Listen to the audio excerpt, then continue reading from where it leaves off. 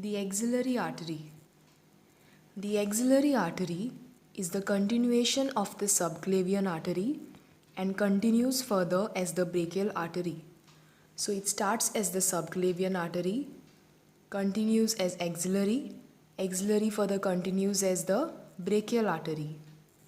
The pectoralis minor muscle crosses the artery and divides it into three parts. So the first part, the second part, and the third part. This is the pectoralis minor muscle.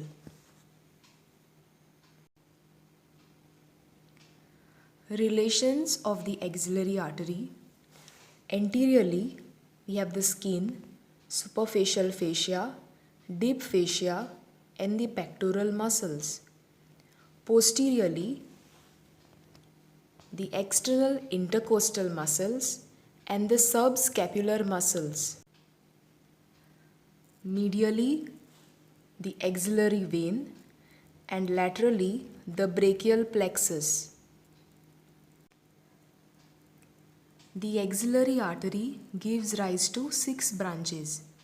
The 6 branches are: the first one is the superior thoracic artery, secondly, the lateral thoracic artery, thirdly, the acromiothoracic artery, fourth, the subscapular artery, fifth, the anterior circumflex artery, and sixth, the posterior circumflex artery of the humerus. So you can remember all these branches if you know the markings.